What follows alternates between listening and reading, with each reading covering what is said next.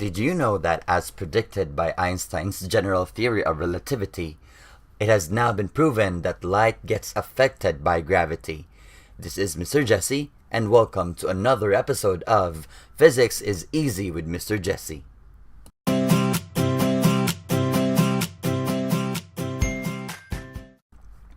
This tutorial is on Chapter 28, Section 2, Atomic Spectra.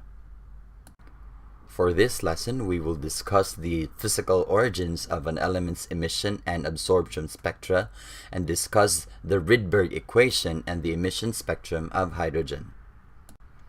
To start, pause this video and open in Schoology Atomic Spectra Ed Puzzle. Once you are done with the Ed Puzzle task, proceed with the rest of the video. This slide shows the emission spectra of hydrogen, mercury, and neon, as well as the absorption spectra of hydrogen.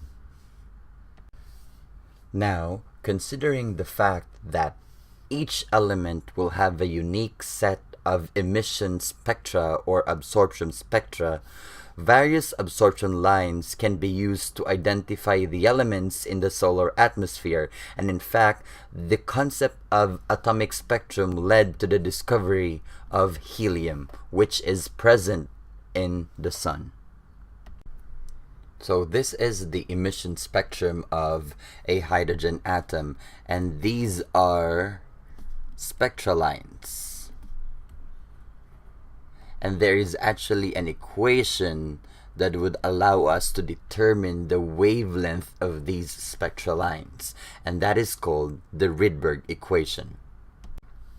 The Rydberg equation, or the equation that will allow us to solve for the wavelengths of hydrogen spectral lines, is 1 over lambda is equal to RH, or the Rydberg's constant, multiplied by the quantity of 1 over m squared minus 1 over n squared, where m and n are positive integers and they actually corresponds to the energy levels. Now, m is less than n because m is the lower energy level, whereas the n is the higher energy level, so electrons would jump from a lower energy level m to a higher energy level n, and on the process of going back to the ground state, different spectral lines would be emitted, and therefore the spectral lines corresponds to the different values of m and n.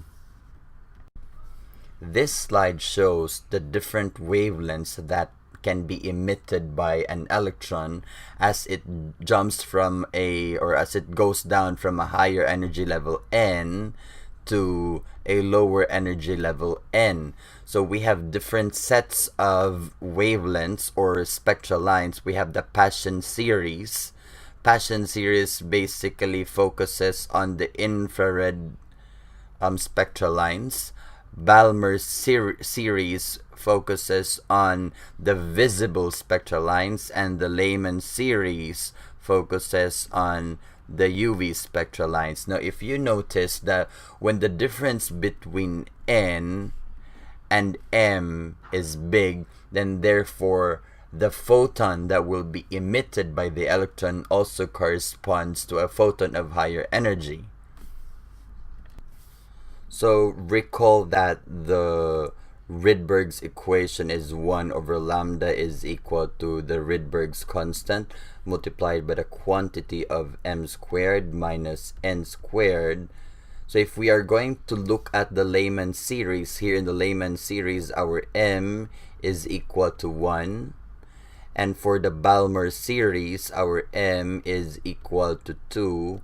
And for the Paschen series, m is equal to 3. To be able to appreciate and make more sense of the Rydberg equation, kindly go to WebAssign and do a very short task on atomic spectra, after which there is also a very short drop quiz in Schoology entitled Rutherford's Model and Atomic Spectra. That concludes this video tutorial.